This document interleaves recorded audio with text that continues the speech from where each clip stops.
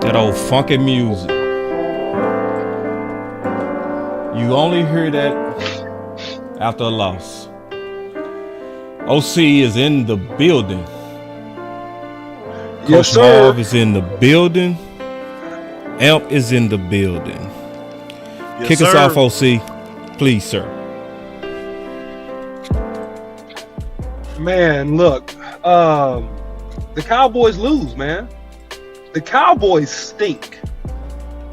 The Cowboys stunk it up like a baby that exploded out of that diaper. That's what happened today. And I'm going to save a lot of fodder for when I'm actually on camera. But this one is bad. And it's several reasons why this is bad. It's really bad, boss. It's really bad. And this one is a hard one, man. It's a hard one. It was hard to watch. It was hard to watch. This was like the Earl Spence fight when he fought Terrence Crawford. Ooh. And just seeing him get beat up. Damn. You know what I'm saying, boss? Yes, just seeing bro. him just get beat up like that. Yeah. It was hard to watch. Like, man, I just hate to see this man get beat. It was hard for me to watch the Cowboys get beat down like they got beat down today. Yeah. And it wasn't competitive. Yeah. And it was the old adage of a Scarface song. You never seen a man cry till you seen that man die. He said, you can fight it and you'll try, but you'll still die. That was the Cowboys today. Ooh. They tried to fight a little bit. They tried, but they still died.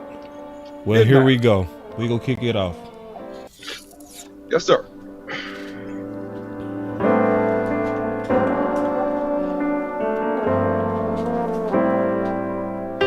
Yeah, we gonna take some calls. Gonna be a long show.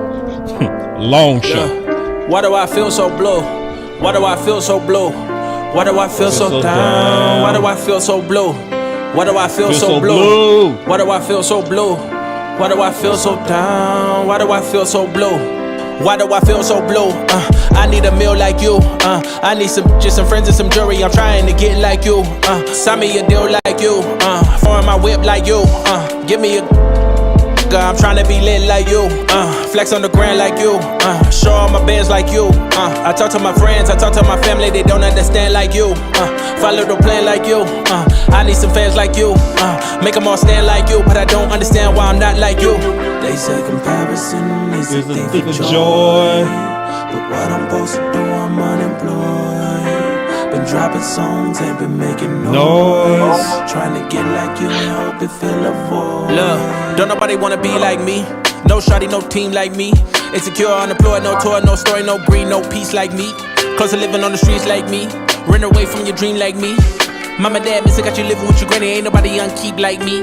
I mean unkept like me. Credit low ball and dead like me. Don't nobody call and check on me. I see y'all ball, y'all flex on me, but catch on all y'all necks on me.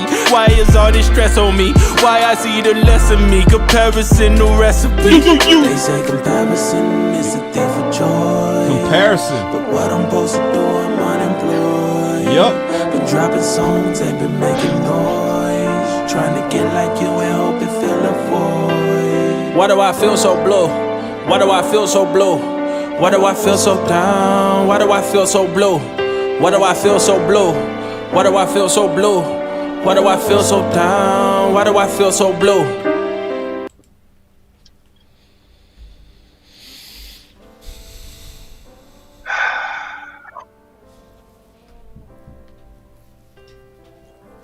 Man, this boss is hard.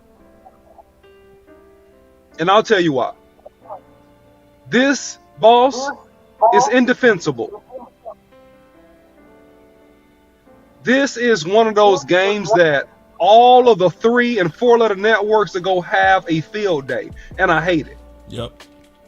The way we went out and lost this game, I can give no defense to this. The Cowboys simply got beat in every aspect of the game. And the biggest way that we got beat is at the point of attack. We got beat physically, man. They beat us physically, boss. They beat us down. They ran that ball at will. Aaron Jones ran the ball like a wild man. It was nothing that we could do to stop them from running the ball. It was nothing that we could do on the edges and with our linebackers to get off blocks. It was nothing that we could do on the inside to shed double teams and make tackles, significant tackles for loss. It was nothing that we could do to break the pass pro of a really solid offensive line that really played great today at keeping the young quarterback Love clean. We had to sell out, and when we sold out, they burned us for a post on Gilmore, going up 21-0. Dak Prescott, it was not his day. It was simply not his day. Dak Prescott, the first interception, contested almost, I thought, a pass interference type, illegal contact type deal. But the second, catching it clean over the middle of the field, pick six, that broke our back, man. He tried to fight at the end and throw some touchdowns to Ferguson. I get it, but it was too little too late. The momentum, the heart, the courage, the tenacity, the preparation, this Green Bay Packers team came in prepared. They came in more prepared than we were, boss. They came in more mentally prepared, more physically prepared, more schematically prepared than us. And they took it to us, boss. They took it to us. Yeah. Yeah. So,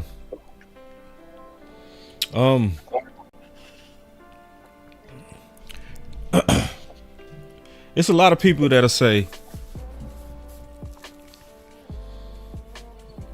that they ain't see it as coming.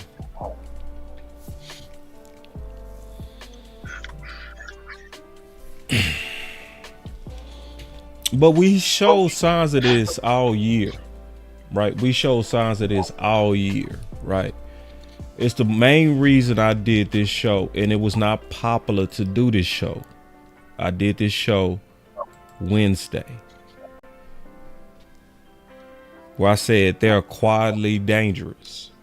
So they just interviewed Love, right? One of the first things Love talked about is how they played loose. It was an environment set for them to play that way too. It was a lot of public discussion on how they've already arrived because they was a young team. And they had a good year. If they lose, don't hang your head. They took all the pressure off of Green Bay.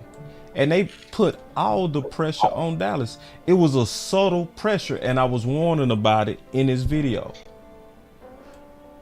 They was putting pressure, but it was a reverse pressure. They was saying, we should blow them out. Yep. We should blow them out.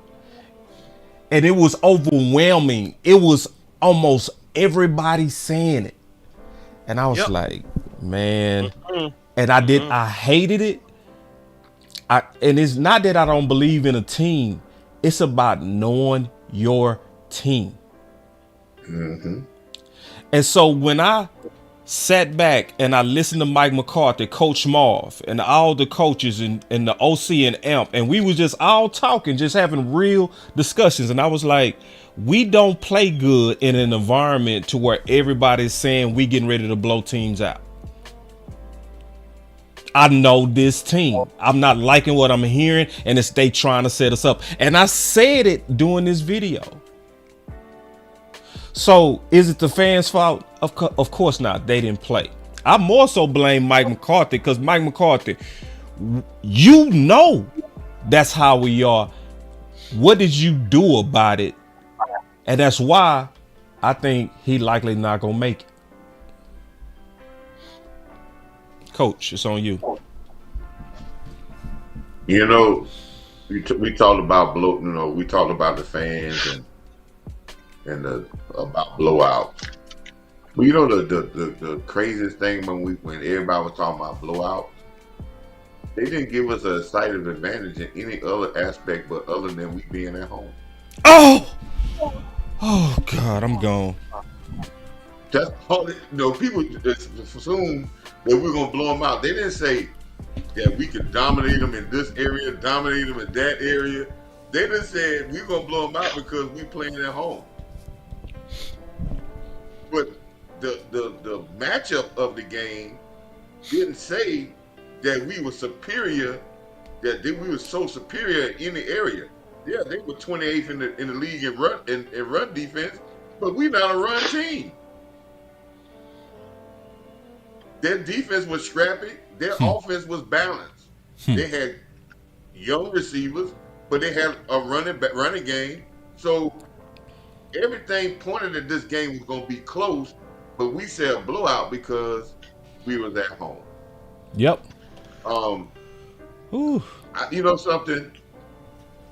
I said this a couple of weeks ago on Twitter, and I've been saying that for a long time. The biggest culprit to this Cowboys organization is we do not know how to kill the distraction. Yep. And we have gotten so much. Because we have got to a point. I think about Jerry Jones, right? And we say, okay, he won 3 championships. But when he won those 3 championships, he was just trying to get the money back with him paying for the organization. He was actually broke for a while until they got that debt paid off. And it was all about football when he first got here. Yes. Because it was all about football. All of a sudden, the focus got away from football and it got to being about the glitz and glamour, the storyline. And let me say something, people. I ain't never seen nobody win championships because they got the best storyline. That's gonna win championships. Actually play and be focused and getting the job done. We win this. We gonna win the focus. We gonna win the headlines because we gonna win the headlines the rest of this playoff. Yeah. We gonna still be in the front of the headlines all the way to the Super Bowl. They still gonna have stories about the Cowboys. Yep.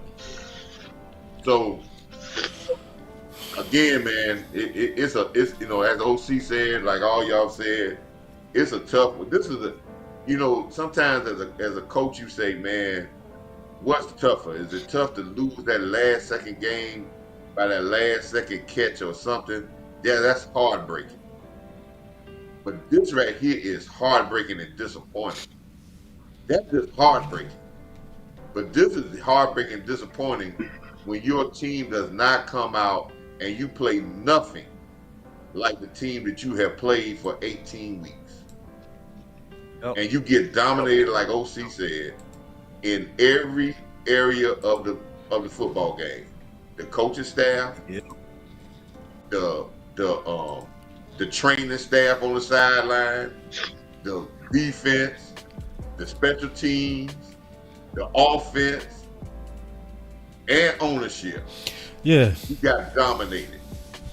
And you got dominated because Green Bay came in here with a totally focused team. Yeah, they were focused. With one objective and one band, one sound for Green Bay. And we had a lot of different bands and a lot of different sounds. Yep. And that doesn't win. That don't win playoff games. Glitz and glamour don't win playoff games.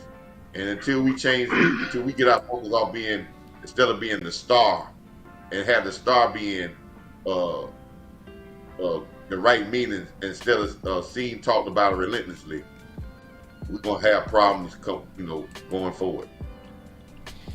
So let me just say, let me say something, boss, and address the elephant in the room here. The Cowboys are too soft. They lost this game because they're too soft.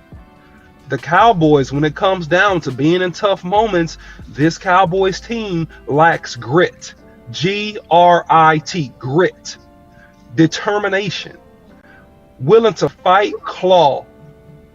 With injury, with pain, with discomfort, to get the job done and to win. Man, we're too soft. And that's indicative of the decisions that has been made all year. And this game points out and it proves that we didn't learn the lessons that we should have learned in the regular season. You cannot approach a playoff game as if it's a regular season game. You can't play it the same way. It's not the same thing. And the Cowboys have been in enough playoff games, especially these last 3 years. I believe 12 plus win teams the last 3 consecutive years or so. Yep. And then come up with goose eggs in the playoffs. At the end of the day, what did we say, Boss Cowboy? And other people said it as well, but I believe I don't follow everybody. I follow what we do, and that's how I am. But here's the deal: you could have signed a Ndamukong Suh. You could have kept Evans. That would have helped you. That would have helped you today. That would have helped you today. You could have picked up a Cooks. Could have picked him up. That may help you today. And you know what? All the stuff that we talked about and everything, and this is why Mike McCarthy 9 times out of 10, I'm 90% sure he's going to lose his job, because Me too. The decision making in this game, the decision making with the staff, the strategy did not come to fruition. What did I say many times over? What 2 things travel in the playoffs? What are the 2 things you got to be able to do? Defense and a run game. Yep. Defense and a run game. That's what travels. And so Green Bay brought their running game down to Dallas, Texas. They brought that defense down to Dallas, Texas. And they put it on the Cowboys, man. And the reality of it is, look, Brian Schottenheimer, you let us down. You let us down. You let us down. You were the run game coordinator. We could not effectively run the football. Yes, Dak Prescott made his mistakes, but the reason why Dak Prescott was throwing 40-some times a game was because we were unable to effectively scheme and run the football. But this is also the front office's fault, because if you listen to the OC and Boss Cowboy, we told you to take a running back. We told you to take a guard. We told you these things. They should just hire us, boss. I'll be honest with you. That would do them some good. If you would just listen to common sense, that would help you to win when it's important. And the issue is that we don't do key things that we should do. We're too pragmatic and loyalist. We don't want to pay people or bring people in that can actually help our team win unless we drafted them. And that's the issue with the Cowboys. You are not opportunistic. To win in the NFL, you have to be opportunistic, and you do have to take some chances. You cannot have complete control and be a championship franchise. I haven't seen one franchise do it successfully. I digress. Y'all go ahead. Amp, I got to ask you. I just got to get to the point. Yeah.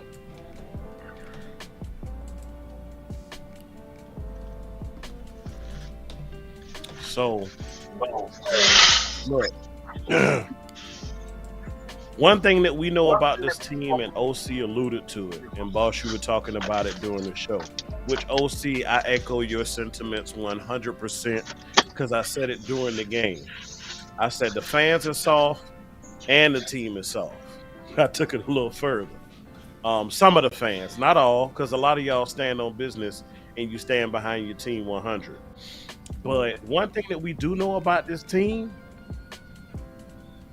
they don't make the proactive decisions. Every single solitary decision that they make is for one or two reasons. The first is to garner support from the majority of the fan base. The second is reactive. Everything they do, we see problems, we see issues, then they'll make a decision. Then they'll make an adjustment. Instead of, hey, this could potentially trip us up, let's go ahead and get in front of it. Everything is a reaction with management. They wait till it blows up in their face to say, hey, maybe we need to change this. Hey, maybe we need to change that. But in the beginning of the show, I told y'all, and it's cool, it's flashy, it gets people hyped up. But I always say throw up the 4, and that's not just for Dak Prescott. This game, I told you, 4 would be a very important number. No, I don't practice number science and all of that. But guess what? I said we needed 4 tackles for loss. We only got 1.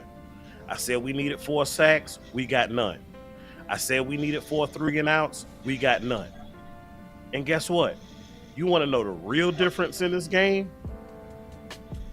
We started out the first 4 drives with punt, interception, punt, and interception. That's how we started our first 4 drives. And guess what? Those 2 interceptions garnered 2 touchdowns for the Green Bay Packers. The mathematicians in the building. How many points did we lose by?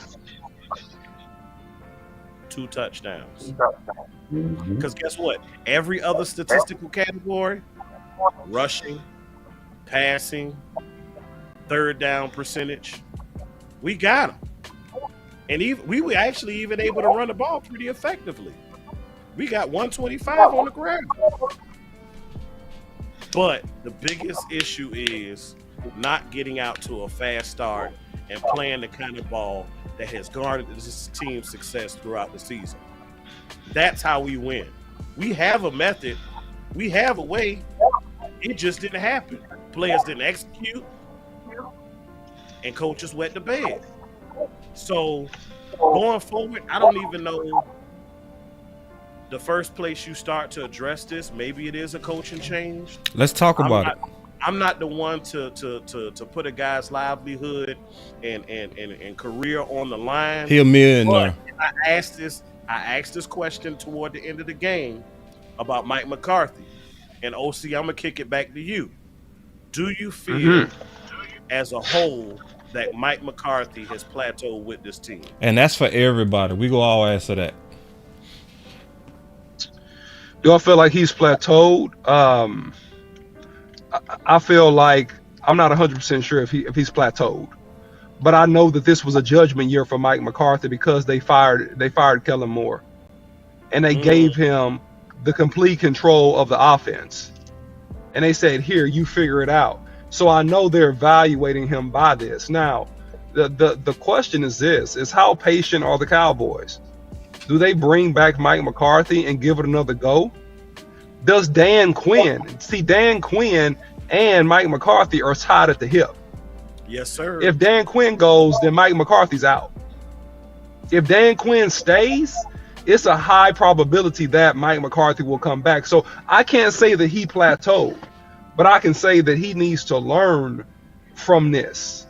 And the issue when answering questions about a coach with the Dallas Cowboys is always this: you don't know if they're completely being puppet mastered. And we know to a degree that every person in an organization is being puppet mastered, where they don't have complete autonomy to actually make the complete decision for themselves. That's the main issue that makes it hard to completely honestly evaluate a coach.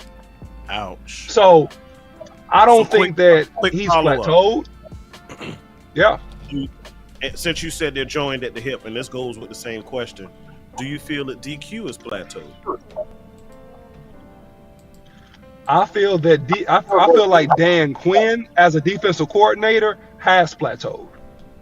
Okay. He has plateaued. I feel the same way. I don't think he gonna get any better. Nope. And I think that he's in love.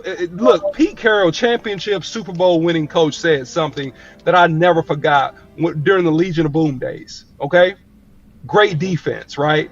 Those guys ran a 4-3 boss. They ran cover 2. They did some variations, but boss, they didn't change. They came at you. Hey, we're on 4-3, run cover 2. What you gonna do?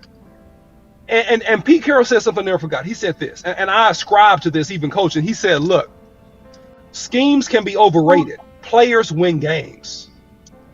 So when you got the right players in the right position with the right amount of ability and talent, you can go out there and get people. And the reality is that whether it was Dan Quinn, whether it was the front office, whether it was Mike McCarthy, I'm not completely sure, but we wet the bed on defensive personnel. We wet the bed on defensive depth when we were proven the last couple of years to struggle to stop the run, especially in key situations. And we didn't learn from the regular season. Teams knew they could run the ball against us. They knew they could come up here, line up, and run that ball against us. And that's what they did. The Green Bay Packers, what was it, a 12-play drive? They took half of the first quarter, and they scored.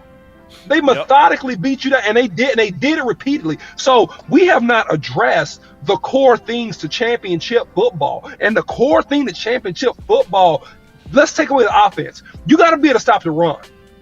You got to be able to keep teams from effectively running the ball against you. That's number one defensively. And then you build everything else. Go ahead, guys. I'm going to go. Let me go. Yep. I'm going to rip the Band-Aid off and stop. I'm going to stop playing. I'm going to stop bullshit. I'm speaking my mind. I'm gonna say it. Bringing real back. He be speaking his mind. That boy with the shit. It's time to change. It's time to change. And I am all the way for us going all in on Bill Belichick. I want us to go all in on Bill Belichick because what this team needs is what he offers. Because it's way too much distractions on this team. This is the thing about Bill that we all know. Bill is going to be all about football. Yes, Bill has no favorites. Bill punishes his best players for going to the media. He doesn't play with the distractions that was common under Mike McCarthy. He would not be cool with Michael Parsons talking about Philly and Tampa. Yep. It would have been some repercussions on that and openly. And I want Bill Belichick because he is the only former head coach that has such a deep respect that at least for 1 year, Jerry and Steven would have to back up. Because it was, to your point, OC, just keeping it real, from the very beginning of Mike McCarthy, meddling.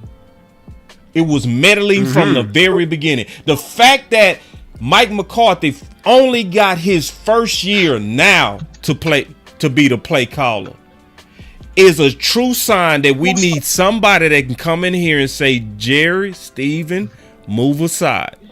I'm going to work with Will McClay. Will McClay is going to get the players that I need.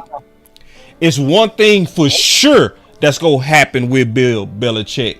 Your team will be disciplined. What was killing us this whole year? Discipline. So I'm tired of playing. I don't want to sugarcoat it no more because this is the thing. Mike McCarthy, you said that this team is not good when they're favored. You knew that, just like you knew the team was nervous and you did nothing to change the environment. Again. And this is coming from a place of loving Mike McCarthy. I really love what he did and does for the Dallas Cowboys. But if I'm about winning and I'm about trying to get over the hump, I need somebody that can actually have the cachet to move Jerry and Steven aside. I don't want Vrabel because Vrabel ain't did even what Mike McCarthy has done. So if you think he gonna come in here and get Steven and Jerry to back up, no, he's not. He doesn't have the cachet. Harbaugh does not either.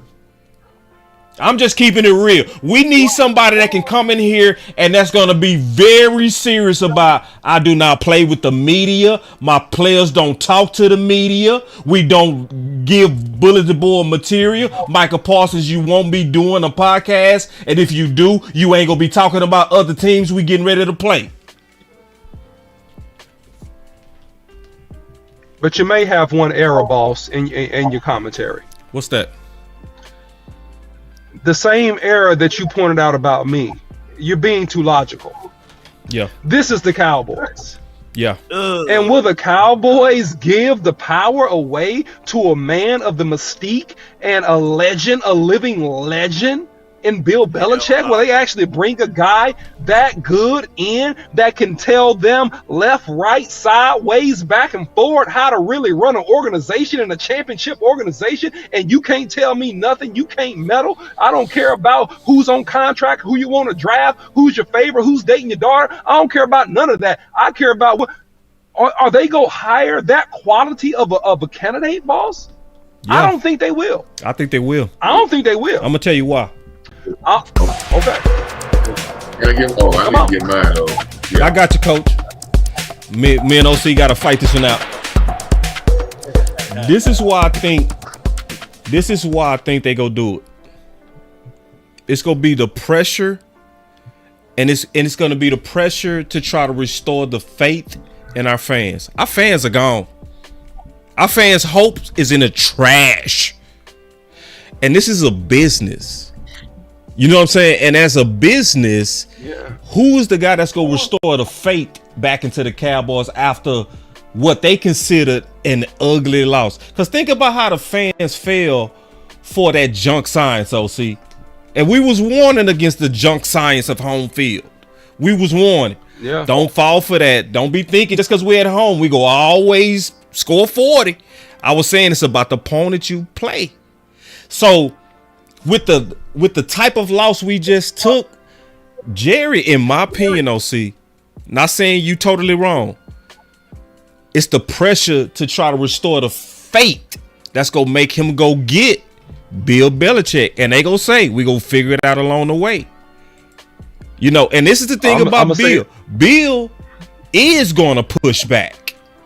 You know, Bill is very much so go push back. I don't think he's gonna be the doormat that Mike McCarthy was, because see, Mike McCarthy was a doormat because remember, he was a failed coach coming over. A good coach, but a failed coach. Boss, you know I ain't gonna interrupt you if it ain't important. Hold on. Flag on the damn play. All this right. is more egregious than what we talking about with management and coaching. We got 467 people in here and 101 likes. I know we lost. I know you upset, but damn it, it's 400 plus of y'all in here watching. That means you liking what you're hearing. So hit the like button and share it to your homies. I'm done. Y'all got it. Thank you, bro. Appreciate that. It's free, man. Just hit the like button. It's free. So boss, here's the deal, man. Here's the deal. You got two things. Mm-hmm. You got pride and you got humility. Is the executive office of the Cowboys humble enough to truly hire a great? Ooh. And take the feedback to step out of the way? Because you see that little infomercial you put up, the little slide you put up with Bill Belichick, it said general manager. You noticed that, right? Yeah. It said general manager. Yeah. So he's going to have GM authority to do what he did in New England. He's going to have a level of authority equal to Will McClay. He's going to have the ability to tell Will McClay, no, do this, do that. Hey, Jones, no. Steven, no. We're doing this. This is who we need. No, we're cutting this guy now. I know you like him. We're cutting him now. Will they have the humility to do that? Now, maybe Jerry will in his age, because, you know, Father Time is undefeated. But will Stephen Jones have the humility to say, you know what, I'm going to step back. He's the heir apparent. He's the heir apparent, obviously, talking about Stephen Jones. Come in here, help us win. Oh, and that's been the question. No. Yeah. Because the priority has never been 100% on winning. Right. And that's the issue with the Cowboys. The priority has never been 100% on winning, and that's the Achilles heel of the Cowboys. Yeah, but and then it's on you, coach, and then now. That's why I say I don't think Bill will last long term at all. I think Bill is gonna be a 2-3 year project at the most. So to answer your question, if I'm being honest and forthright, we already know. Oh, hell no. But see, remember, also Bill Belichick did say he was willing to relinquish GM duties at New England. And remember, Bill Belichick praised our ability at being the best at getting talent. Remember, we played them this year, and he had that press conference, and he praised us. I think Bill Belichick has common sense to say, y'all cooking over there. I'm going to have input, but I'm not getting in the way. I just want to coach. Okay. We'll see. I hope you're right. Me too. I hope you're right. Go ahead, coach. You're right. All right, fellas. I got a scenario for y'all, and I want y'all to follow me. Okay. This. I'm a Dallas Cowboy fan, but I'm a big Los Angeles Lakers fan as well. Yes, sir. I remember. Here, coach. Wait. Now. I remember. What? Let's follow me on this because this is so similar because you're talking about a two-story franchise that always have distractions. But I remember when Shaquille O'Neal and Kobe Bryant was playing together, and they had a guy named Dale Harris, and on that team they had Shaquille O'Neal, Kobe Bryant, Nick Van Exel, Eddie Jones, Elden Campbell. But they got swept out of playoffs 2 years in a row. And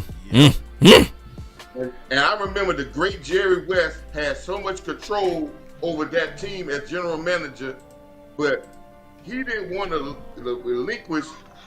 He didn't really want to bring Phil Jackson in as coach.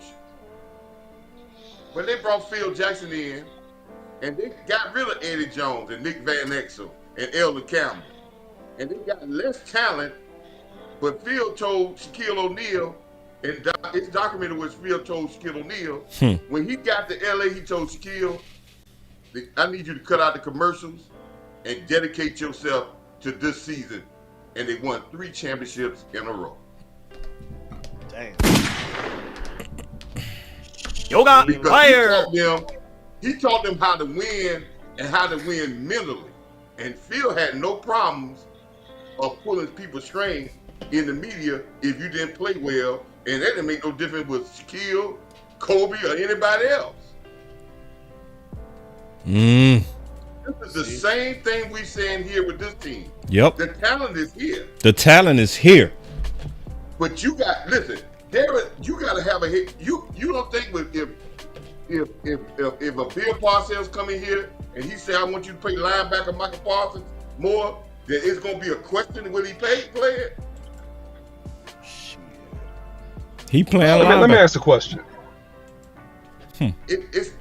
Listen. Let me say this. We're going to keep talking about the talent. But I guarantee you, at the end of this playoff run, we're going to look at the other teams and say, we got more talent. Listen, say it every year. I have seen, like I said with the Lakers situation, they had more talent with Dale Harris, less with Phil, and won. That's what I'm saying. Yeah. Go ahead, OC. Well, look, there's a counter thought to that. Have you ever seen a guy that's really like a person that's really muscular, like a man? He's really muscular. He got a big chest. He got big arms. He got big swole legs, and then he got like a pudgy belly. You seen that before? I think that's the Dallas Cowboys. They soft in the middle. That's the Cowboys. They soft in the middle. So we got a good amount of talent, but we soft in the middle. We soft on the inside with that line with those linebackers. We soft besides Hankins with the interior of our tackles from guard to guard. And that's the Achilles tendon, and that what ends up getting us beat in these games. And furthermore, we don't really have bookends. Great teams, they got bookends. So we got a lot of talent, Coach, to your point, and I agree with you mostly, right? But look, Micah Parsons, where is he today? Micah Parsons was a no-show. He was absent. He was a no-show today. Did y'all hear what Gronkowski said? People got on his case what he said about 3 weeks ago. He said it wasn't nothing wrong with the talent. It's soft mentally. Mentally, they're the softest team in the league. That's why you can't win on the road.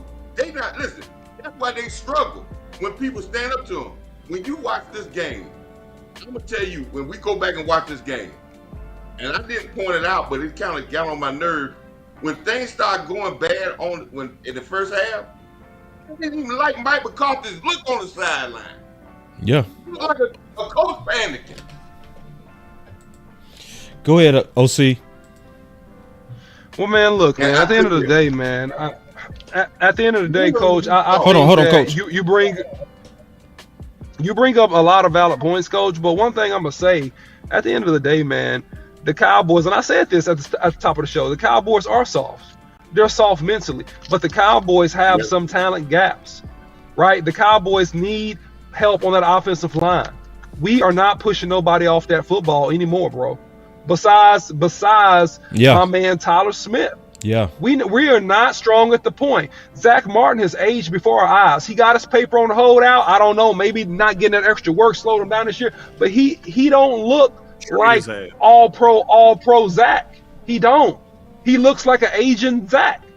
Still is not recovered. We know the story with Tyron Smith. Great when he's healthy, pretty good when he's healthy. But man, it just Father Time is undefeated. We need to be stronger up front. We need to be stronger up front on both sides of the ball. We need a reliable bookend. And I don't think Sam Williams is it. I think Sam Williams is almost going down the path of a Kelvin Joseph.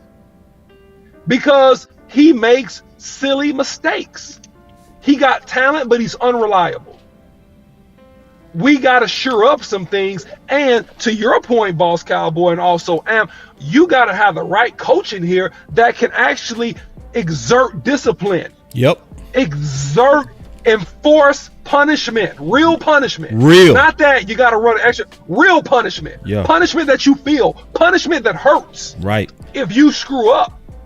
And we don't have the culture of discipline and tenacity to take it to the next level. And that's what we need. Somebody that'll bench Butler. Yes. In a Super Bowl. Yeah. Yeah. To me, that's what we need. Real talk. Another thing, I'm going to make another case and then I'm back to you, Amp. Another reason why, to me, Bill makes the most sense, hands down. He's a culture guy by a lot. Number two, boy, you better go. I know they ain't win a lot of games, but you better go look at how that defense played.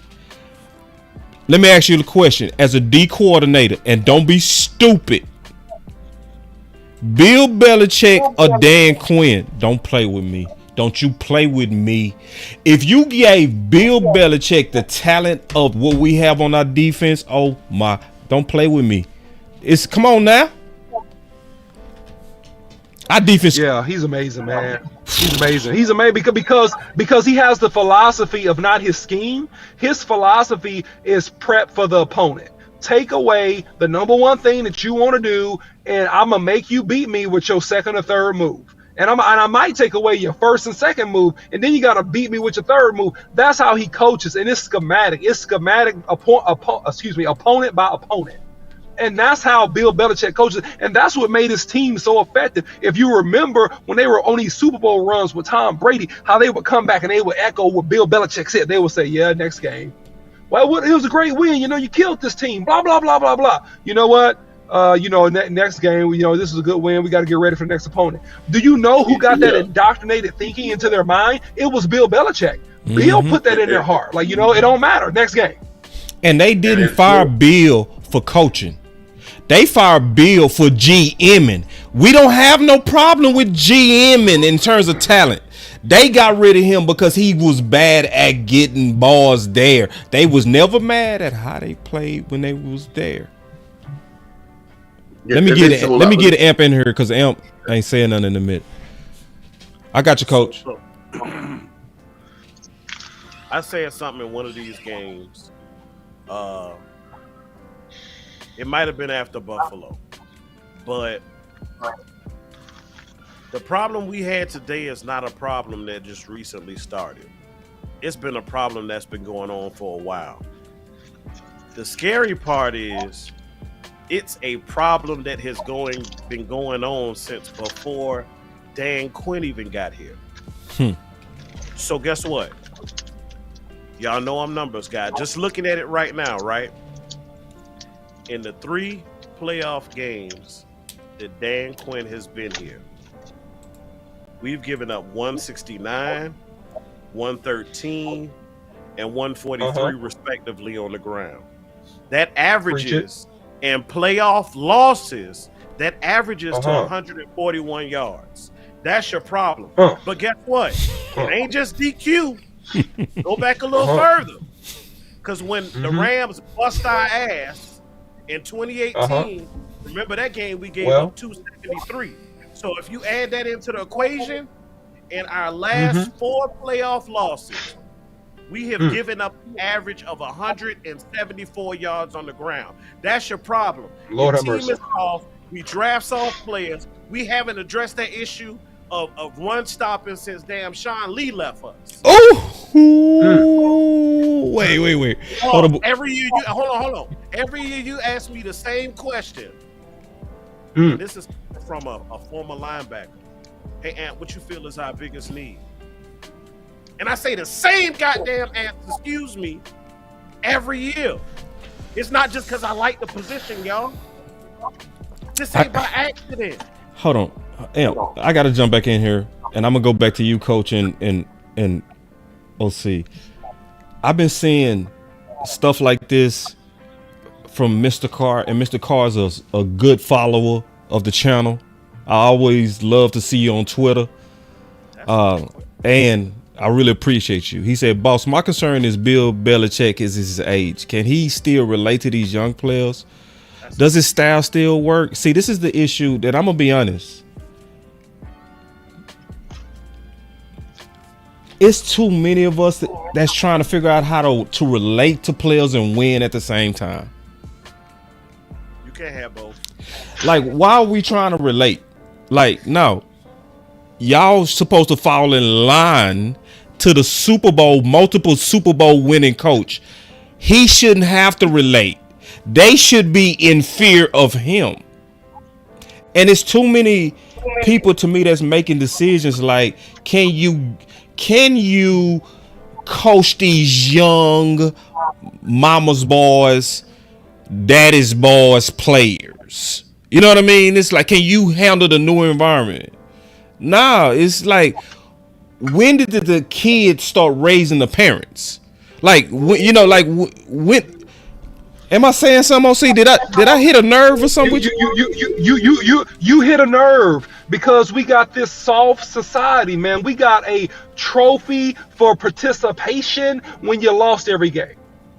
Yeah. We didn't have that when I was growing up. It was clear winners and losers. And the issue is that even these new GMs or younger executives that are running these organizations can fall into what I believe is a flawed way of thinking. I gotta relate to you. No, I don't. No. I gotta be able to teach and lead you. That's it. That's what I gotta be able to do. Yeah. That's what I gotta be able to do. I gotta be able to teach and lead you.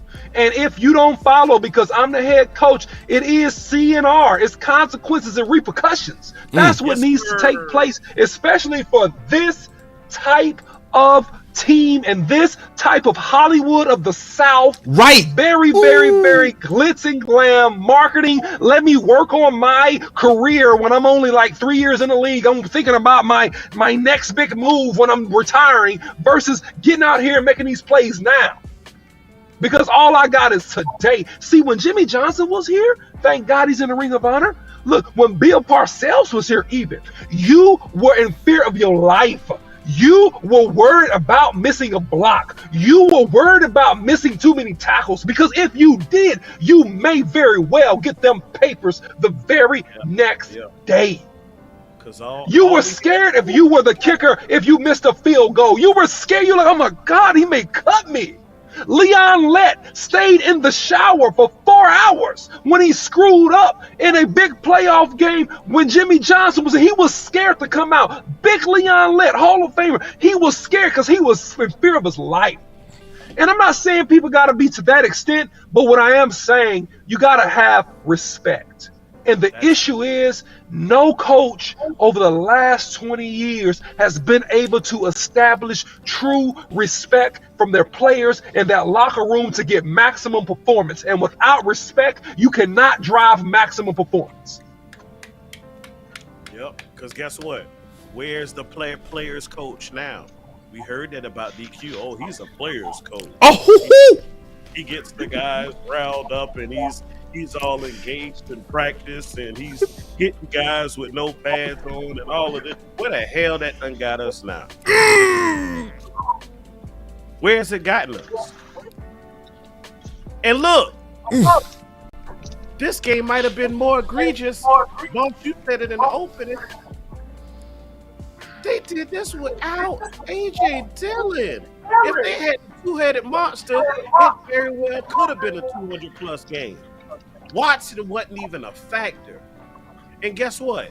You allowed a first-year quarterback to come in here, and for the first time this year, outside of DK, because we know he had the big chunk play, but you allowed a true receiver to come in here and get over 100 yards on your defense. So not only did you do that, then you gave up over 100 on the ground. You couldn't stop a nosebleed.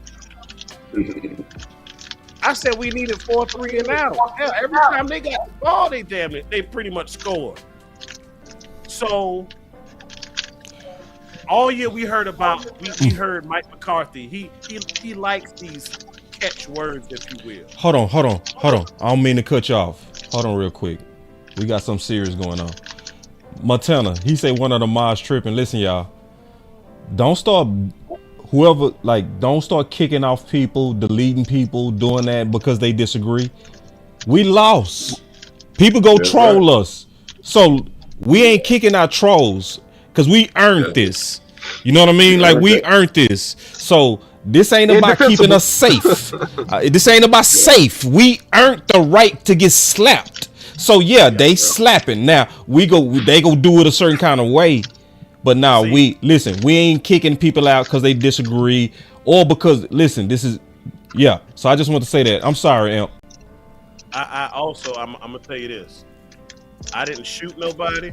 Well, I didn't kill nobody. I got no confirmed kills, but I did shoot somebody. And the reason I shot that individual is because when you were giving a layout earlier about the inefficiencies of the team, this particular individual decided to say that, boss, you need to hit the goofy button on yourself. So yeah, I put him in timeout for a little bit. He knows who he is. But I ain't don't tripping. Because the same way we talked about you shot him. The operative word, I shot him. I ain't killing him, but I shot him. Everybody around me shooters. Ain't no telling who was shooting. Ain't no telling who was shooting. And if I see it again, next time it's gonna be a headshot. Because the operative word we were talking about before we took a pause was the word respect. You gonna give it up in here. Yeah, we earned that butt whipping. Yeah, we earned the trolling, but you gonna do it respectably. Hey, back man. to the topics at hand. Hey man, tell the truth. Shout out to Elp. This is the best Elp I've ever seen all day. Elp, man, I enjoyed doing a show with you today, bro. I swear to God, man, I had fun with you. Win or lose, bro. Never change this Elp. I like this Elp, but this gangster Elp, that's the dude. What's up, Coach? Hey man, I do disagree with Amp on one thing when you talk about the stats about the playoff victories, the playoff losses. And I said this earlier. This is why I said this team has got a mental issue because they're lost in a multitude of ways in these last 3 years. Defense played very well in two years ago, but good enough to win. But the discipline of giving up 14 penalties in a game and then giving up penalties that was unnecessary down the stretch that gave us less time. If we watched the game last year, defense played pretty well. Played good enough to win. McCaffrey only had 50 yards, but we dropped the interception when the ball was in Diggs' hands.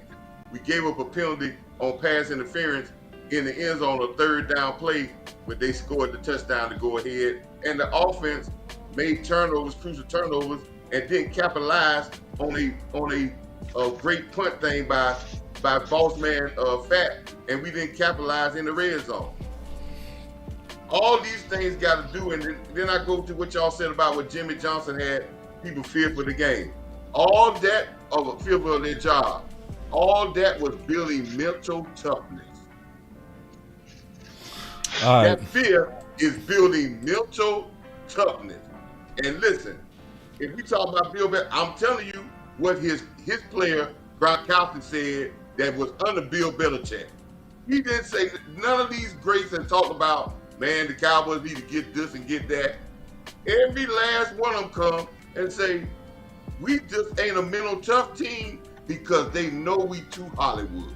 Mm-hmm. We need somebody that can shake the Hollywood out of us. It's only one coach that can shake the Hollywood out of us. It's only one. Because what we keep doing, we keep going to, let's go Vrabel, let's go get Harbaugh. They go all be Mike McCarthy-ish. So this is what I want to ask a question, OC. Yeah. What if we don't get rid of Mike McCarthy? What can fix the Dallas Cowboys if Mike McCarthy retains? Because it's a case that he should stay. Because for him to be the first year in his offense, right, and for Dak to do what he did is a good case to retain Mike McCarthy, right? And we know the Dallas Cowboys don't like to make hard, aggressive moves on good teams. They like to trim around the edges. So trimming around the edges will be keeping Mike McCarthy. If we keep Mike McCarthy, how do we move forward and get over the mental hurdle that seems to have us right now? If you keep Mike McCarthy, then you become extremely pragmatic and you follow, tune in, and listen to Boss Cowboy Sports on YouTube, Instagram, Facebook, and Twitter. You listen to our draft shows. You listen to who we recommend that you draft, and you follow those recommendations. That's what you do if you want to keep Mike McCarthy, because you're going to have coaching, culture, and talent, right? Coaching, culture, and talent. And if you don't got great coaching, you don't have great culture. And not saying that Mike McCarthy's a bad coach, because I don't think he's a bad coach, but culturally there's something that's off, right? Yeah. And if you can't fix that, then you got to just fix the talent. You got to just have great talent that can overcome, even if your coach is a little bit suspect, you just so good that you can go out there and win the game anyway. You need people like that. We need a San Francisco roster. We need a roster full of athletic, mean young dogs. That's what we need. You need to draft a middle linebacker, not nobody under 245. You need to draft or sign a 300. No, listen. No, I'm agreeing with you. I'm agreeing with you. I just hate what you're saying. I just hate it. But keep going. Listen, I'm telling you, you asked the question, so I'll give you the full answer. I agree. I just hate it. You need to get you another 300-something pound veteran. Don't worry about Mosley. He may take to year 3 to develop. Go ahead and sign somebody off the streets that's 330 that can push the pocket. You know why we start slanting on one of those last Jones touchdowns inside of the 20?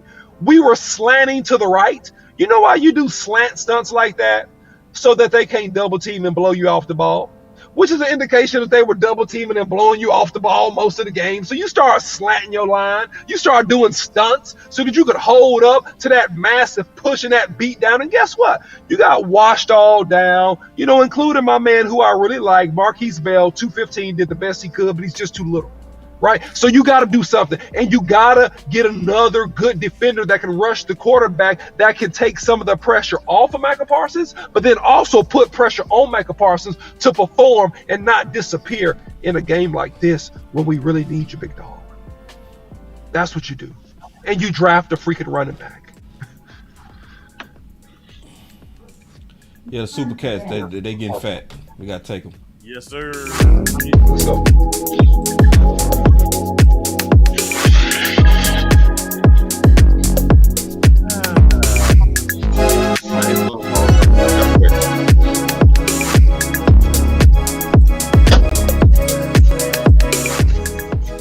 All right, so Super Chats is coming in deep. They starting to drop stuff like $20, so we go pause and take some of these. Your voices matter. My boy said I held this in all year, boss. OC, if I'm missing Super Chats, let me know, cause I can't see new ones. Okay, you too, Amp. If you can see it, please, sir. And Coach. You ain't heard me say super. You ain't heard me whisper Super Chat. We got another one. No, before you went to it. Okay. Yeah. All right. So real quick, he said, I held this all year, boss. So now I'm going to let you know about our coaching staff. They can't recognize or scheme the right talent to compete in each game, meaning they're afraid to start the second team players. And that's what the OC was talking about in terms of it's hard to know who to blame. Because, see, it's some culture things going on with we talked about it before, bastards versus sons, where we favor our draft guys. So, it's hard to, because a lot of times we blaming Quinn for some of these moves, and we blaming Mike McCarthy for some of these moves, and it's neither, So another super chat came in from B Bird. He said Parsons, no significant plays in our playoff losses, and we went over that, and appreciate that, B Bird. Also, LaMarcus said we have talent, and he was a drop. Ingram's in coverage today on critical downs. Yeah. And then Calvin said no more old coaches. All right, I would say try to put some meat on that bone, because I think because the guy's older don't mean he lost it. Just being honest, it just And then he said, I wonder if Jerry gonna put full trust in his next head coach. No, never. Yeah, that's why I say Bill Belichick would be short lived. Then B Bird said Cowboys coach lacks toughness. That's San Fran. Yeah. That's why we need a culture change, and that's why I want somebody that can change this culture, and I don't think Mike McCarthy can do it.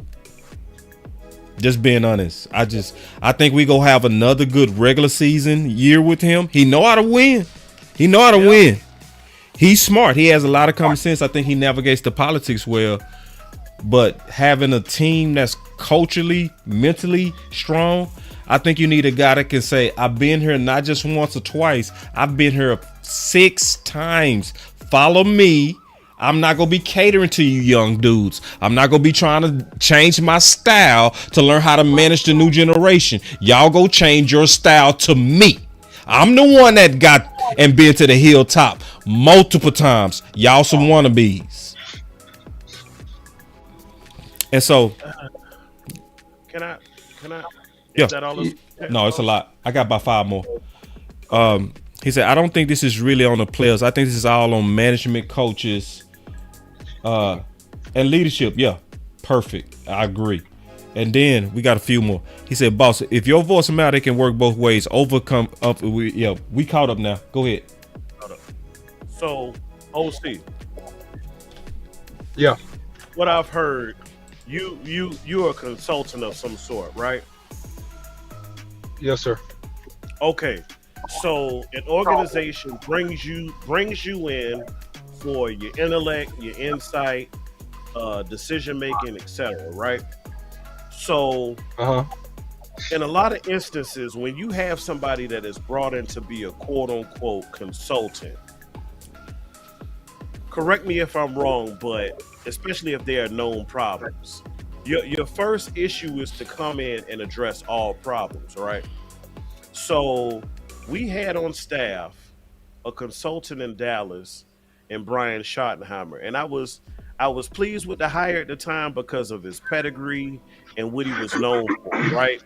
So when Kellen finally exited stage left and Schottenheimer was elevated, I was pleased because I said, you know what, this man has had a front row view of our team and primarily our offensive inefficiencies and our tendencies. So I thought that he would be able to help Mike script things to fix what has tripped us up in the most recent years. And at times we saw it. It took him a while to get rolling this year, but I felt like once we kind of hit our stride, week 8, 9-ish, I thought at that moment that was it.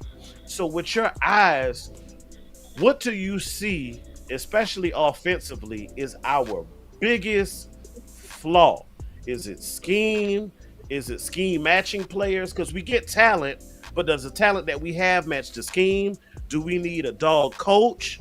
Should we attack dog players? Like, I feel like you should at least go all in one direction and not halfway in both. Go ahead, OC. And before you answer that, OC, we got a super chat. And then go ahead and read it, boss. I can't see the bottom of it. He said, are we just forever stuck in the limbo because Mike McCarthy has to go? But who do we get that can change this? We talking about that now. And that's a good question. We've been talking about that. We've been talking about multiple coaches. But go ahead, OC. Because the question was, I think Go ahead, boss. No, I'm done. To simplify it, where do we Yeah, start? so to me, this is where you start in the organization, the mentality and the philosophy of the leadership. See, the biggest problem in your organization is you. That's the truth that people don't want to hear. The biggest problem with your company, the biggest problem with your team, the biggest problem with your job, and the biggest problem is you. It's you. So if you the leader of the org, so to affect change in your organization, something got to change in the mind and the heart of the leader. And if nothing changes in the mind and the heart of the leader, and I come in with all these strategies and I'm trying to implement this, that, and the third, and your heart and mind is not convinced and we're not aligned, it's not going to matter. You will have some growth short term, but guess what? It'll be just like a rubber band that you stretch out. As soon as you let it go, it pops back. Pop! And that pop hurts, it stings. So that's what you got to deal with. That's what you got to deal with. You got to deal with. And I would recommend the Joneses do this, man. Have somebody come in and like be an executive coach to them. They should take some coaching, like from a successful executive. It don't even have to be like football. It can be like somebody that's won championships in hockey or baseball or Pat Riley. Like, take some feedback. They need to be humble enough to take some feedback, because what you're doing strategically. Yeah, exactly. So what you're doing strategically, it is good to some. I'm not saying throw the baby out with the bathwater, because it is some good things, right? But it's about a 10-degree. It's about a 10-degree tweak you need to make to really be a championship team, and you missing that last 10-15%. And then beyond that, you get into all the schematics. Now, if you want to talk about Brown Schottenheimer, this is what I really think happened. This is what my eyeballs see. I think at the beginning of the year, he had more say in implementing, and we saw those controlled, slower, methodical drives. You saw a lot of overload. You saw two tights motion. As we got further in the season, you didn't see as much overload.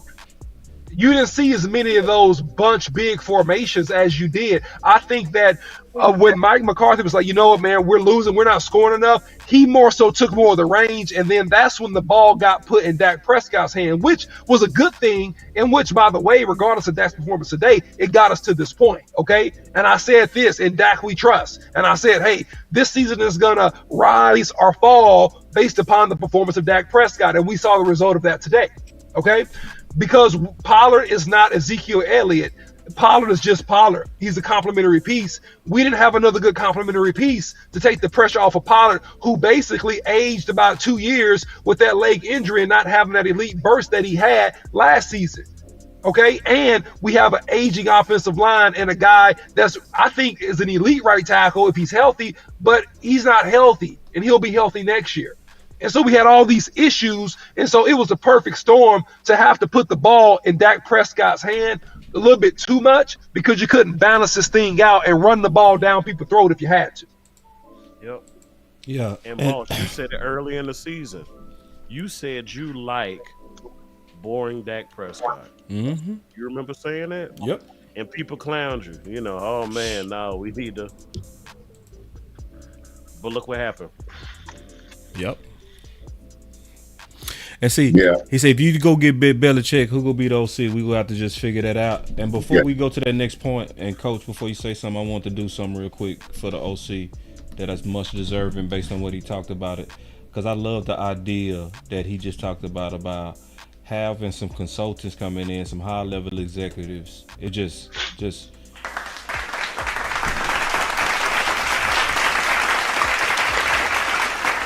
because you can't fire yourself. Because I keep hearing people say stuff like, well, they need to give Will McClay the GM role. Listen, y'all, changing titles does nothing.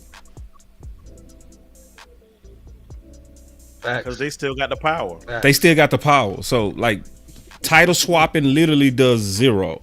I want to hit one more thing for the OC real quick that he greatly deserves. The OC. There's no emotions, no friends, no loyalty. Straight business. Straight business. Put hashtag straight business in the chat.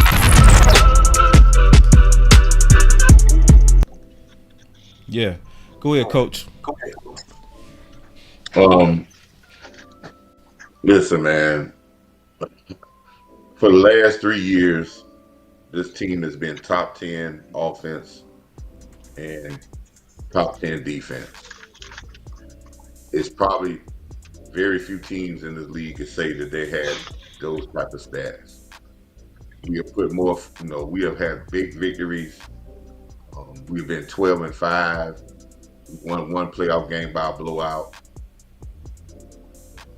And the only thing that we don't have, every year I'm watching Super Bowl teams get to the Super Bowl and probably win a Super Bowl. And I can actually say that those teams ain't talented as the Cowboys. And it's the Hollywood factor. I just don't want us to forget about that factor. We gonna start throwing players out there and talking about players and this and that, trying to get this player and get that player. But I'm gonna tell you, man, you can go get those players you want, but if the mentality of the organization is not about football first, yeah, and it's about glitz and glamour, somewhere at some point in time, it's gonna blow up in our face. We're gonna be right back there chasing the tail, like the dog chasing the tail again, and keep on trying to say we need to get this and that. If McCarthy is gonna stay, if the Cowboys want to do any moves to show me that, hey, we're gonna we're gonna cut back on some of the glitz and glamour, and we're going to football first. It won't be no in the media talk about signing Dak Prescott. One day we'll wake up and they'll say Dak Prescott signed this deal and that's it. And we're not gonna talk about it. That's his deal. CeeDee Lamb signed his deal. We ain't gonna talk about it. We ain't going back and forth. We ain't going to this media stuff. This is the guy we going, and we moving forward. Because you bring a Bill Belichick in here, a guy that's he gonna do it. He gonna say the Patriots way. When they want a person, they go ahead and sign him, get it done, and move on. If they're not gonna get rid of him, they let him go. Because he ain't gonna go back and forth, because going back and forth and creating these storylines is not about football. If the Cowboys want to get to where they want to get to, they got to make the main thing the main thing. And we have gotten too much about saying stuff and dragging stuff out so we can be the first headline about a bunch of BS that ain't got nothing to do about those 60 minutes we played today against Green Bay. So we got the right focus. We get on it sometimes and then we get straight off. Jerry got to come to realize if he was successful with making football the main thing, and we wasn't all these storylines, ever since he got off to that path, it's been 30 years when he been talking about we the biggest organization, we got this, we gonna make this story, that story. Yeah, let's let them wait out there. Let's keep the quarterback, even though we're gonna sign him, let's get about 2 weeks of stories out of it. Let's get 3 weeks of stories out of it. Let's hype this up. Let's hype that up. But all that ain't got nothing to do with football. Because you're gonna see guys, this team, they're gonna go, Green Bay is going to the next round. And there are not a better talented football team than us. But football was the main thing, and that's what they did. Yep. Good blue-collar football, Coach. You called it right out. And, we heard it. We've been hearing it during the game and during the season and in this post-show. Hollywood will get you nowhere, It sounds good. It's going to get some hype. It's going to get some excitement and energy, but I don't know how much energy it's going to give you for fans that tell other fans to sit down during the game.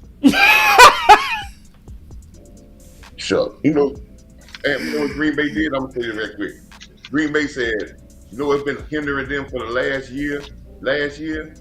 What's that? Was hindering them? It was hindering, not saying the guy couldn't play, but this back and forth with Aaron Rodgers about he want to go, I want to go, he want to go. All that took the focus off football. So they say, let's get that out the way, and let's get back to focus on football. Yep. So look, I'm gonna tell you this because we saw it last year. 2 things. I'm gonna know how serious the Cowboys are about getting better in the next 2 weeks. Now, I know they may have to address the media, post game, whatever. But if I don't hear from them for like 2 weeks, 3 weeks, like last year, when they were about their business and getting better before they got old boy up out the room, they got quiet. They had their every Tuesday and Friday show set up. Guess what? They offered no words. It wasn't until the managers meeting that we heard from Jerry and Steven. I mean, they went in a bunker somewhere, nowhere to be seen or heard. That's how I know if they're serious. Now, if they get out here and they start doing all of this, I'm gonna call BS. They start doing that, I'm gonna know you're not serious. Because now you're trying to steal stories away from the playoffs. You still want it to be about Dallas, even though we went to bed. But if they hush, to me, that shows a sign of humbleness. Because in order to be great, you have to be humbled at some point in time. That's the way you truly elevate. But if they ain't humbled, that means they ain't learned a darn thing. All right. And I would do that with Dan Quinn too. I would do, and I'm not saying Dan Quinn need to go, but I'm in favor of this. Hey man, you gonna interview? If you gonna stay, you gonna stay. You're not. We gonna and we gonna move because we gonna make football. We're not making no storylines for us to keep talking about so we can get off a track that we just got our ass kicked.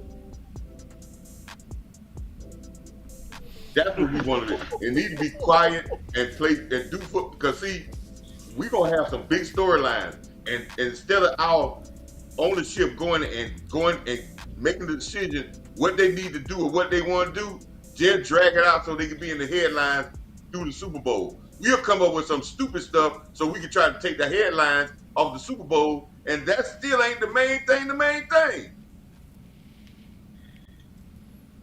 So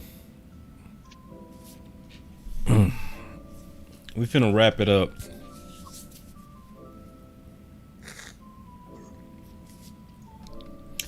I can say that I'm definitely not happy how it ended, but I'm happy with our effort over here at Boss Cowboy Sports. I know we basically attacked all of this stuff with integrity. It wasn't easy to say certain things that we said on this channel. It was not even easy to say Wednesday. It wasn't popular to say Wednesday that they was dangerous. It was not. I was going against what was very, very, very popular. Everybody else was saying we was gonna blow them out. It was almost unanimous. So I want to say this. First of all, thank you, Coach Marv, for all the watch party and using. He not there, but I'm still talking to him anyway. For a lot of wisdom in his head coaching experience coming out. A lot of wisdom. Thank you, Amp. I had fun with you. It was fun. That's the thing.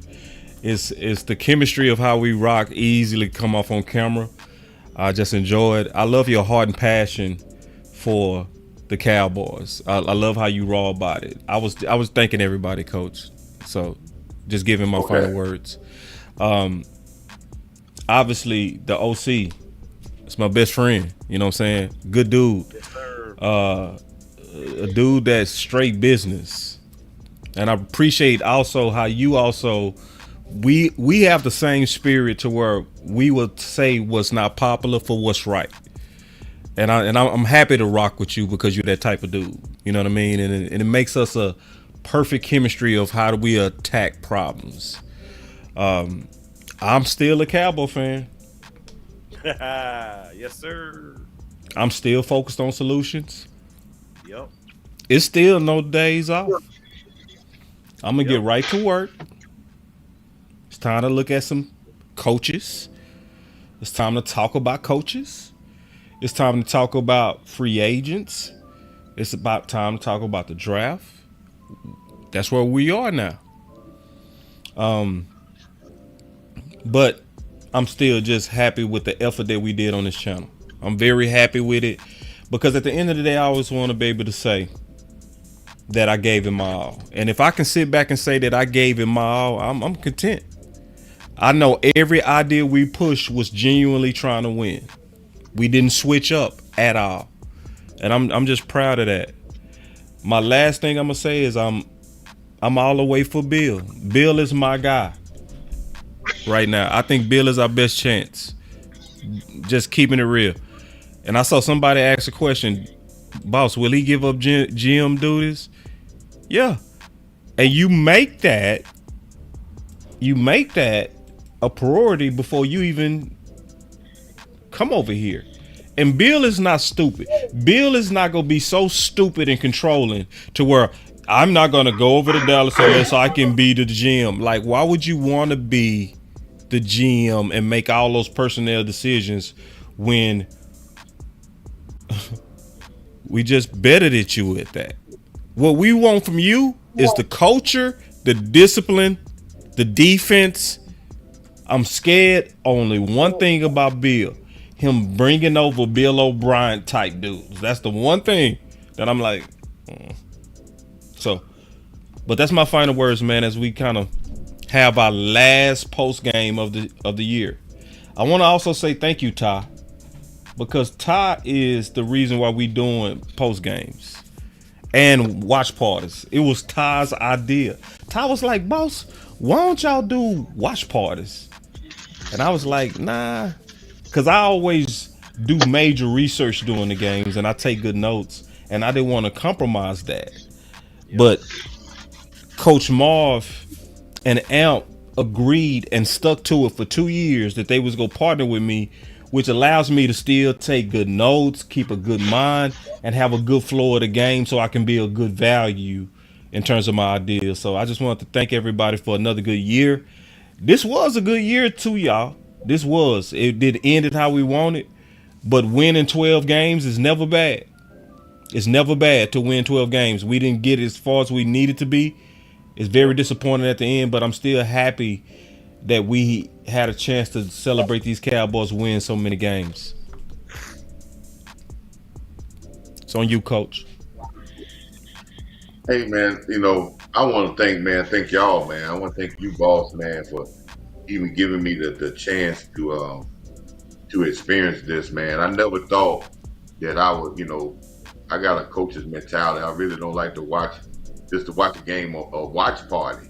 Me neither. Not be ready into the game all the time, man. Yeah. I didn't know how that would work, but these last couple of years, man, I really get into it, and y'all input, man, makes the game even better for me. OC and you, man, I appreciate when y'all gave me the opportunity back 3 years ago to just come on and talk about football, and man, Amp, man, coming in and all the stuff that we talk off air, man, and stuff like that, man. It's been a fun experience. It's been a frustrating experience as well, because as a Cowboy fan,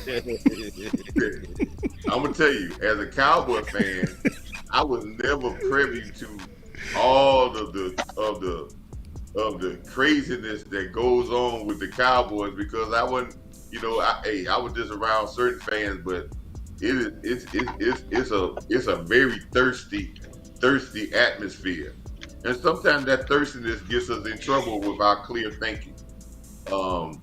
But hey, man, it's been a good year.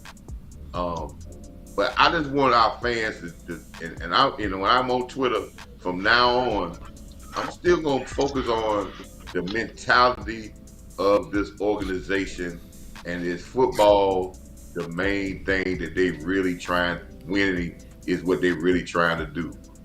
And it's very hard to be Hollywood and win in this league, in any league. That's gonna be very hard. So we just need somebody. If it's not McCarthy, it's somebody that's got to change the mentality of saying that humbles our players, to make them sure that they get to their full potential. And they should take this hard. And we'll see what type of mentality of this team that we have. But there's going to be some talented players on this team. I want to say this right quick. That they may have more talent, but they may not have the right mentality.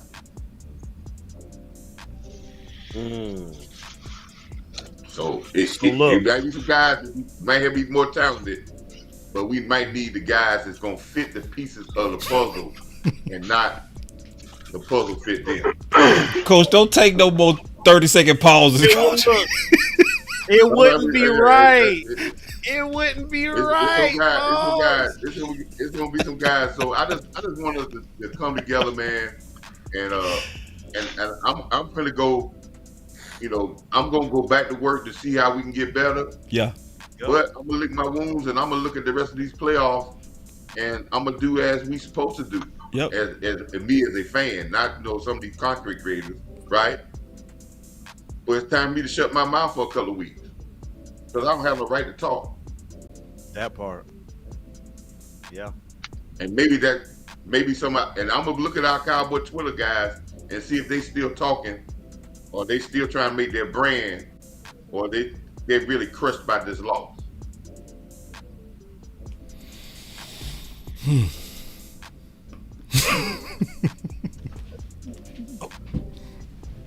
Oh, I'm sorry. I was playing double dutch, y'all.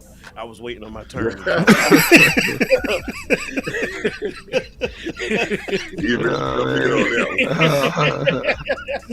That was smooth. Bro. So look, I'm gonna talk about the negative first, and then I'm gonna move to the positive. What we as Cowboy fans have experienced the last several playoff appearances is what one would call trauma. Now, there's a beautiful side to trauma. Unfortunately, it changes you permanently. And after what I saw today, I'm changed. Oh, God. Because guess what? As much as he preached and as great of a points that he brought out, him and Jay Tuck, I saw Boss's point, but I was still 50-50 as far as home field. You know, because I said, nah, we've experienced enough heartache, and you know, we'll be good. And that's me being all the way honest. I was on the fence. I appreciate that, bro.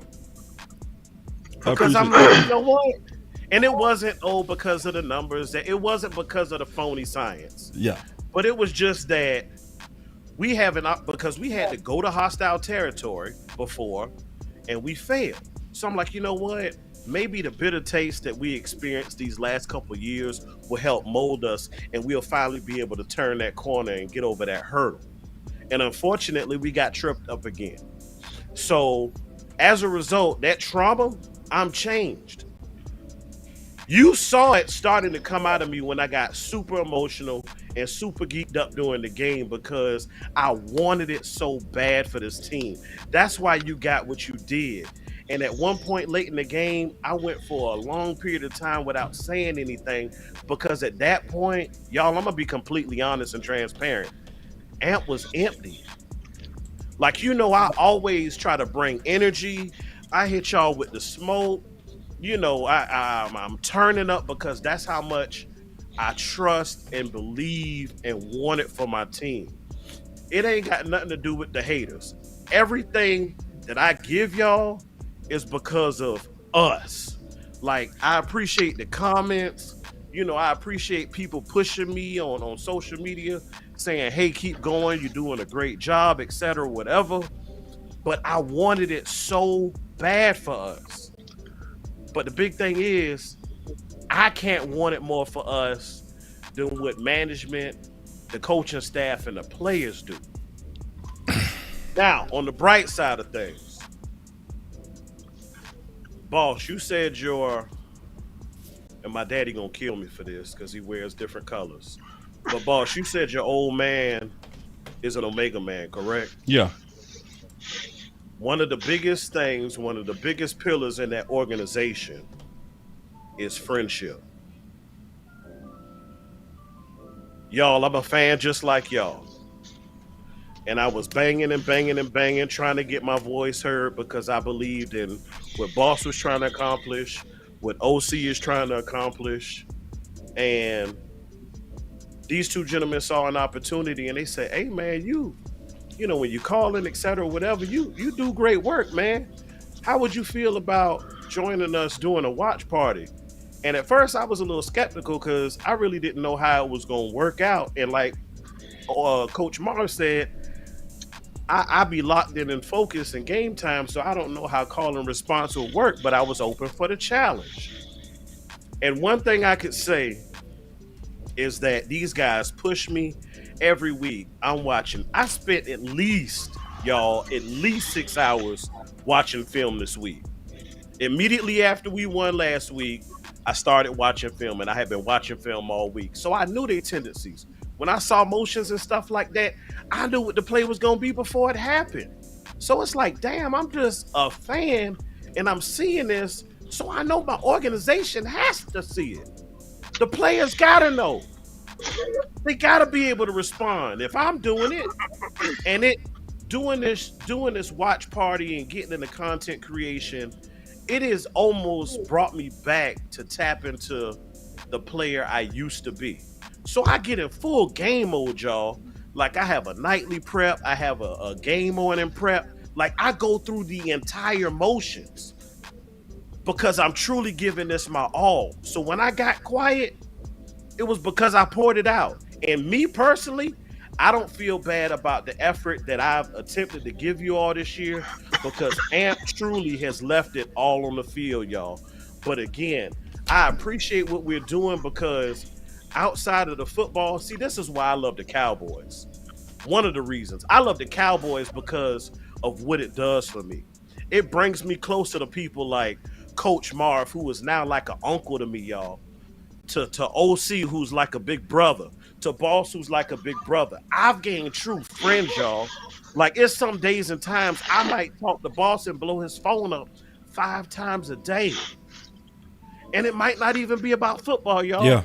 I'm getting emotional right now. It's real. At times when talk I was about in life. my lowest, Yep. these gentlemen off camera have prayed for me. I lost my grandfather 2 weeks ago. Boss prayed for me. And football has been therapeutic because it gets my mind off of things. Yeah, man. So I'm sad today because we lost, because there's no game next week. It's not another opportunity to take my mind off it. But my pastor said something today, and my wife said it when I walked in the house after I told her we would get blown up. She said, hold your head up. My pastor today said, when things in your life look bleak, when it looks dark, when it looks dim, hold your head up. So my message, Cowboy fans, to y'all today, hold your head up. Yeah, bro. I love y'all. Man, dog, I had to put my glasses on, bro. You feel me, bro? Got me over here. Appreciate that, Amp, for real, dog. Yeah. Good dude, man. It's my dog. Man, I really appreciate the opportunity to do the show with all you gentlemen. You guys are great. Amp, Marv, you guys have been fantastic on the end game and post game all year long, holding down when I couldn't make it, having technical difficulties, things like that. So I really appreciate you guys. Boss Cowboy, salute to you. And one of the hardest working dudes in the game, and my brother, and I really appreciate and just love his effort, the creativity, the ideals, and then the skill set. And it's in the skill level that he flows in, man. So salute to you guys, man, on a really, really good year. And as it relates to the Cowboys, man, I just think this.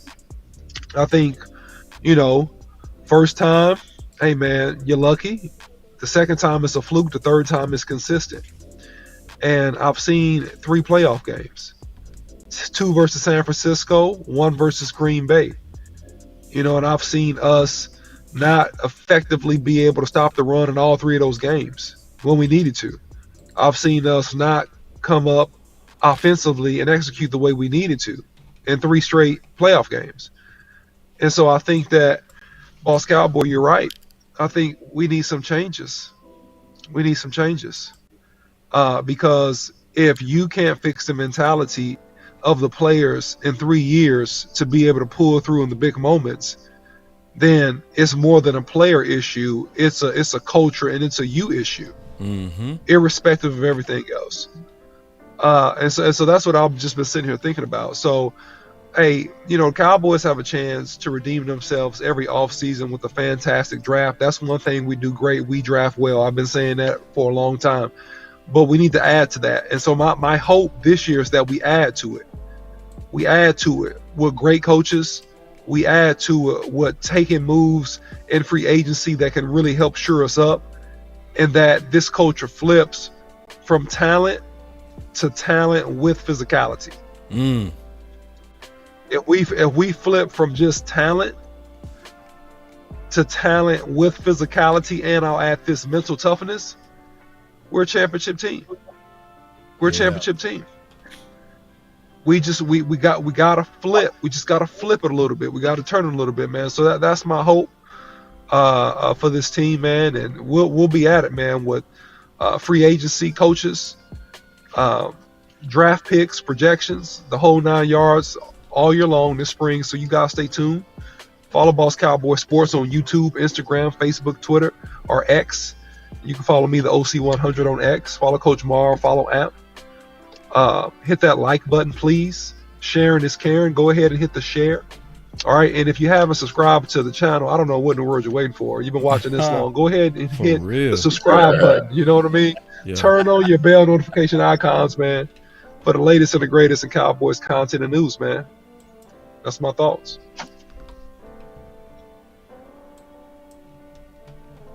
Appreciate you, fellas. Good year. We even kicking off Tuesday with Foster King on the final word, man. So we got a lot of work. No days off. Go. At least for me. At least for me. If people got to take some days off, that's fine. But it's a lot of things to discuss. It's still going to be moving fast for us. Because coaching is going to be a major thing. So y'all take it easy.